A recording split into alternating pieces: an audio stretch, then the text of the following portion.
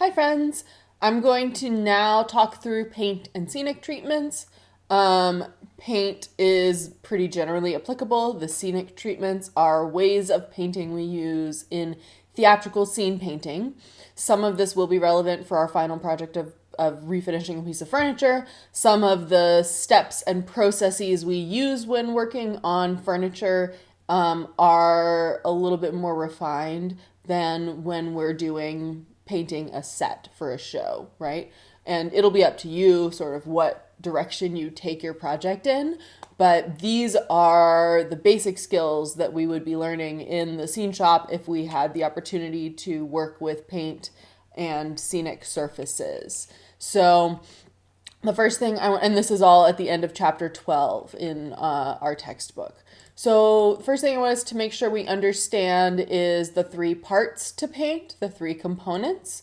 So pigment is the colorant. It's traditionally made from ground minerals. And one of the things you can do in order to make your own paint is purchase either a powdered pigment or it's called tint, which is like a concentrated pigment. So that is also what if you go to Home Depot, that's what is inside the machine are those pure pigments, right? That are then mixed together to achieve whatever color you're looking for. So pigment is the colorant.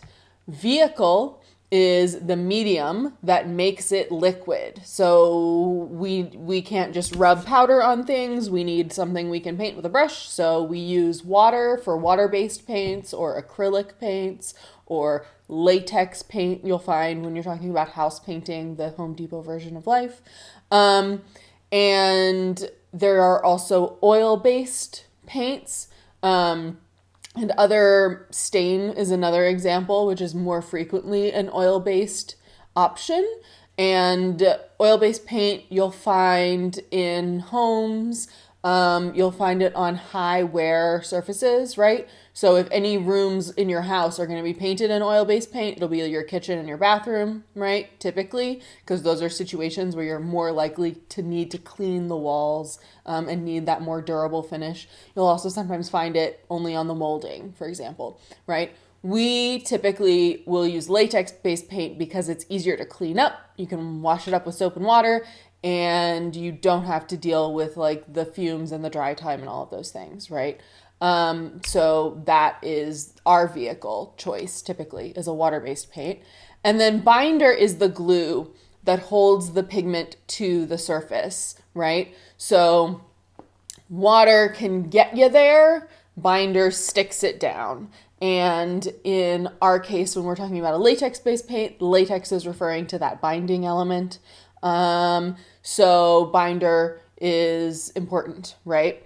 And we will sometimes have situations where we need to like up that level in order to stick something more durably. And you can do that either by like putting some glue in your paint, right? Or by adding additional sealant, or like a concrete floor sealer, something like that to really glue it down and provide that more stable surface that's more durable, okay? So we have two kinds of paint, if you go to the paint room, that you will encounter.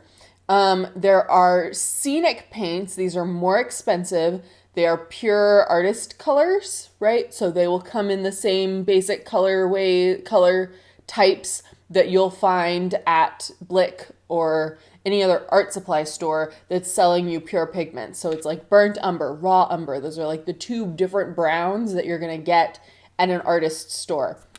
They tend to be more pigmented. They tend to be pure pigments as opposed to mixed pigments, right? So they don't gray out as much. They don't tend to have as much white in them, which is something that you'll find frequently in house paint, right? Which is our other option, right? You'll find more white in the house paint base a lot of the time because those are intended to cover a wall in one or two coats. Whereas with scenic paint, if you have a more pigmented color, you may not have as much of that base. It's more important then to put a primer down under it and things like that, right? So Your house paint base includes white titanium oxide to better cover paints underneath, and it's harder to get pure colors to mix from, right? So if you are working as a designer, you're going to generally be figuring out your paint elevation using artist paints on a small scale, and then your scenic artist is able to take that information and develop that into a full scale, right? And if you give them the swatches, they're able to mix more easily from scenic paints. But scenic paints are significantly more expensive, so that is the trade-off. Let's see. Okay, so steps in our paint or finishing process, right? This is true when we build flats. This is true when we're refinishing other pieces of scenery, repurposing other pieces of scenery. So first we're going to prep our surface. So when we build a flat, we've put screws in, we've put staples in, right? Sometimes we're attaching two flats together and we have a seam there. So our first step will be to prep the surface. So we're gonna definitely clean off any like residue, any sawdust, whatever. We're going to use spackle or another gap filler like Bondo, which is a more hardcore spackle situation. Again, in a situation where you're like doing outdoor theater and you need something to be extra durable, that's going to be a choice, right? So you're going to fill any holes or gaps.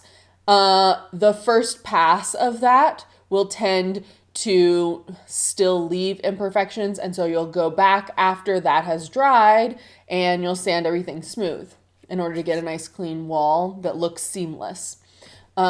You also will apply a scenic texture if that's something that you're looking for, right? So if you're doing a plaster effect, you might build up that spackle material, joint compound material, right? Joint compound is what is used when when you're hanging drywall to cover seams. It's called joint compound, and you would use that to approximate that, swirled plaster mode. And then you are then prepared to finish the rest of the way, right? So first you're going to clean everything off, then you're going to apply any scenic texture that you need, and then after that, you'll put down a base coat, right? That's a coat of paint or primer that like evens your surface, unifies any underlying materials. If you're reusing a flat, this is important because it's going to start you from scratch. If you're using raw materials like lumber, right? Wood, Luan, that base coat is going to absorb into the wood and bind with the wood, and it's going to keep your more expensive pigmented paint from getting absorbed in so quickly, right? So doing a good coat of primer is going to seal and also prepare that surface to take the paint evenly, right? That's also very important if you're doing some sort of scenic texture, because you might have parts that are raw wood, parts that are covered in some sort of textured material, and this will unify all of that so that when you go to paint your textures or your scenic treatments, it will accept paint evenly, okay? Then you get a paint treatment going, right? This is all the faux finishing you find in Pinterest, okay? So any variety of paint techniques that will mimic textures and surfaces we would use, okay? So that's my wood grain technique or my spatter or my, imitation of concrete or plaster, whatever that paint treatment is will happen. And then finally, you would add a sealer, right? And this is an optional step. This is something that you would 100% do on a paint treatment that's on the floor, right? So that's like seal the floor, right? So that you can mop it to keep it clean without accidentally mopping up the actual paint treatment that you've so lovingly designed and spent hours and hours doing, right? It also protects it from the tap dancers and the genie lift and everything else. You can do this frequently on a piece of furniture as well, right? So that it has that durable, long-lasting finish. You'll do something like a polyurethane that seals and protects that piece of furniture and the finish that you've put on it, okay? So let's talk about tools. So you got painting tools, your most basic ones are your paint key, which opens up your paint can, right? And your beer right here if you need to. Because, I mean, I'm not saying you can drink while you're painting, but you're usually not on a ladder or using a power tool. So, or maybe when you're finished painting, yeah. Maybe it's not a beer. Maybe it's a Topo Chico. I don't know your life. And then right here, this little pry tool opens your paint can, which is its key purpose, okay? And then when we're closing our paint cans, we'll use a rubber mallet, and that will keep the paint can itself from being dent and busted up as you are closing it. So we're trying to, make it so it can be opened and closed again, and a rubber mallet does that in a safer way.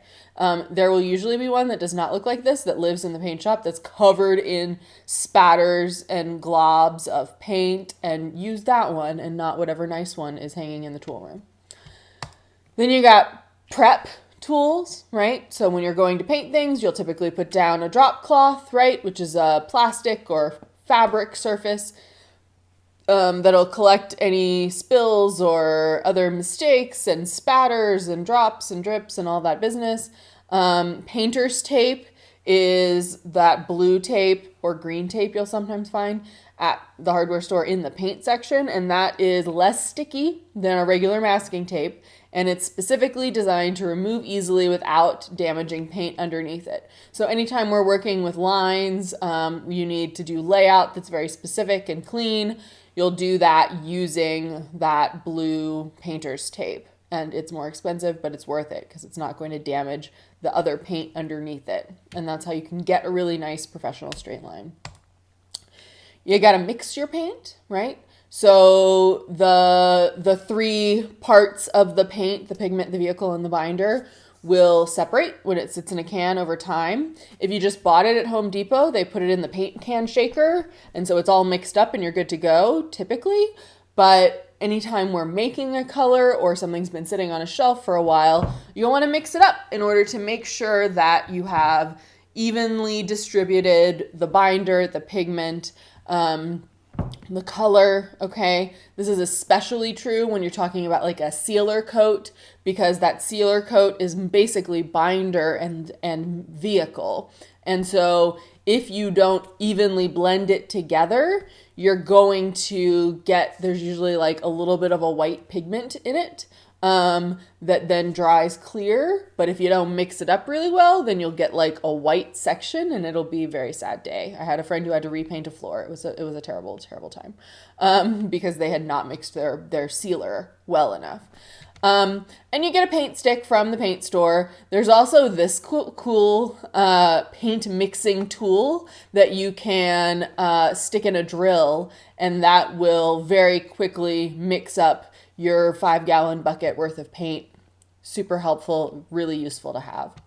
Other paint tools, these should all be obvious, right? You got your paint rollers, comes with a handle, a roller cover, and you'll usually use a tray. Your paint tray holds that extra paint to load the roller, and then it has a section for you to evenly distribute that roller, the paint on that roller cover. Those roller covers come in different naps for different applications, right? So there's very smooth foam rollers for very smooth finishes, or there are much fluffier ones that are good if you have to like paint over a plaster treatment or a, God forbid, spackle ceiling or something, right? Then you might want that fluffier roller that's going to do a better job of getting paint into the crevices that you're trying to fill.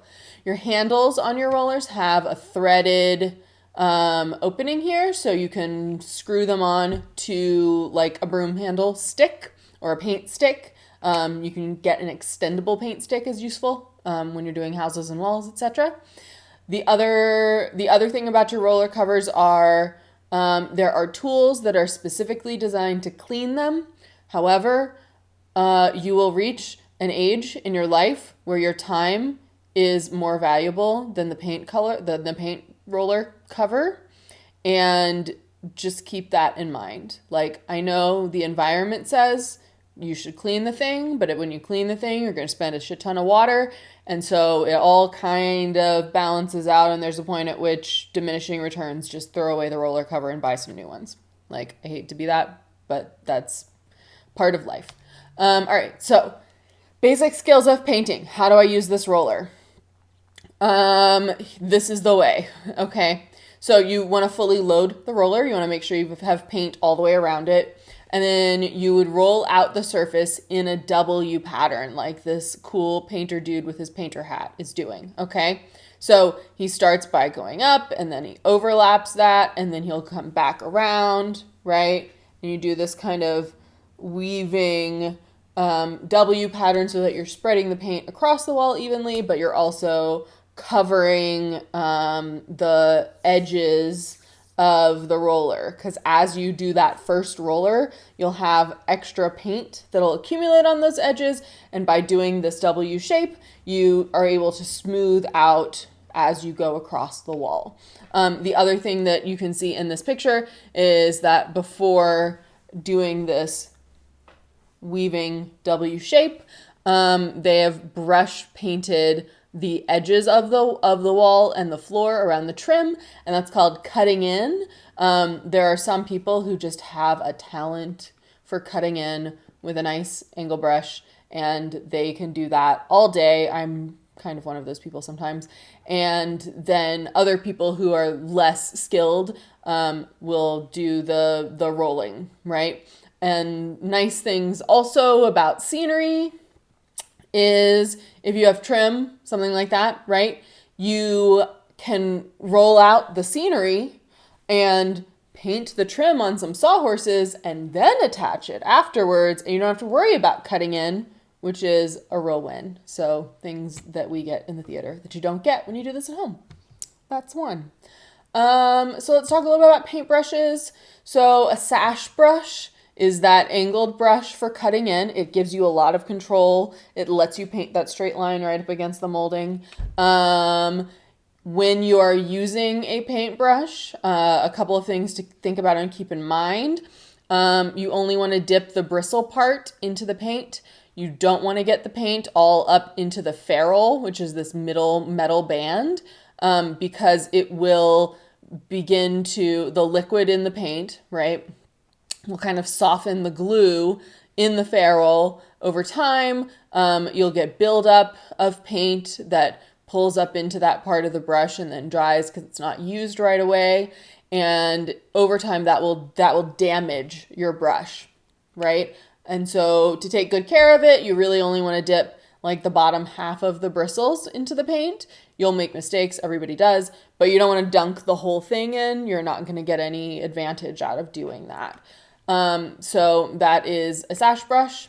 Then chip brushes, and there are other flat brushes as well, larger brushes for laying in larger quantities of paint. Chip brushes are cheap. They are basically disposable. These are the ones you'll see lying around the shop. They have a natural bristle. So a sash brush may or may not have natural bristle. Sometimes it'll have a synthetic bristle, like a plastic-based bristle instead. That'll sometimes be smoother. Natural bristle, it's like pig hair, okay? It's a hog hair, typically.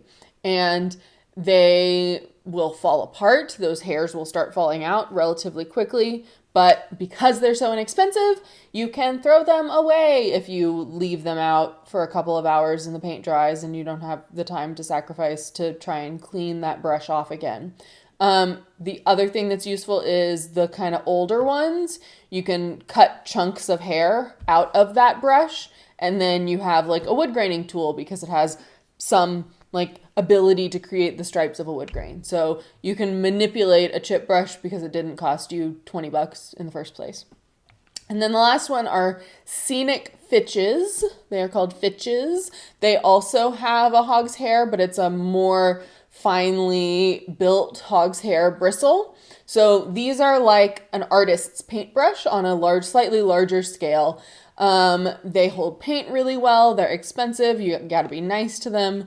I was taught when washing paintbrushes, while on these guys, you might use like a wire brush to clean out paint buildup. With the Scenic Fitches, you only really want to use your fingers because you're trying to protect and maintain the very smooth quality that those provide as you're painting. So this is what people will use when they're painting like a drop with a landscape on it. They're creating basically a gigantic painting. They're going to use Fitches because they hold paint really well and they provide really smooth edges and lines.